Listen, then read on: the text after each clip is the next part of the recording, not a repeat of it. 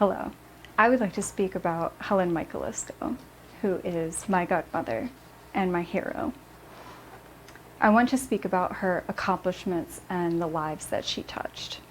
My name is Sonja, and I would like to start with a memory that we shared together. I remember one day in 2001 when we were on the beach in Ocean City, Maryland, and I had fallen asleep, and it was definitely due to the crashing waves and the smell of the salt water and my sand in the toes, and that was definitely something that we both loved. And when I awoke, I looked over and she's already staring at me, and she says, "Hey, hon." And that is definitely something that she would only say to close friends and family. She was always concerned for me, always concerned about school and my behavior, because when I was in 7th grade, I was definitely a troublemaker, and I had done something in the class, and my mom had ended up calling her on the phone and said, "Hey, you need to come down here. I have no idea what else I can do to keep her from getting out of trouble." And she said, "I have an idea." So we met up, and when we were talking, I thought everything was okay. And she eventually said, "Your mother told me what happened in school. You need to cut that stuff out, or else I will come down to your school with you in my moo-moo and curlers, and I will scream at the top of my lungs, 'I love you, sweet baby,' and give me kisses all the way down the hallway." My face was absolutely terrified, and she started laughing. I never did that again. Her colleagues respected her, absolutely.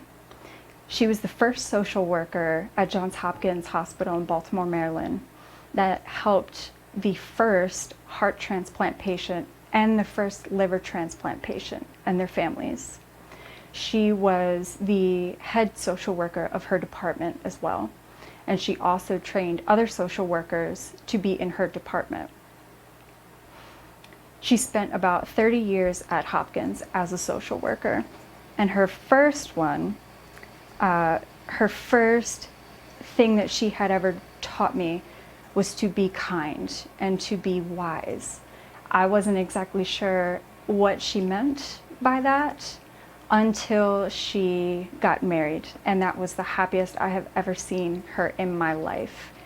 And I really did respect that too, because she became more open, and I wasn't sure if it was because I was getting older or if it was just because of the happiness that she found in her life finally. She was like Keanu Reeves. She was selfless. She wanted to drop everything to do what she could for other people who needed it. She donated because she could, and so does Keanu. In the words of Gandhi, he says, "Only a life lived for others is a life worthwhile." And she practiced that every day. She practiced karma because she believed that if she was kind to others, that the universe would then provide kindness to her. Her cancer made her humble in a way that she would interact with people, in a way that she would treat people differently. She was more selfless, if that makes any sense. She stood a wall of steel, and nothing could break her until cancer ate her from the inside out. She spread this hope and kindness to others in the hope that they would spread the seeds of happiness that would eventually bloom into flowers so that other people may pick them to find happiness and joy in their lives. She had a clear message to spread positivity, and in that positivity, that there would be more Keanus and Gandhis in the world. Thank you.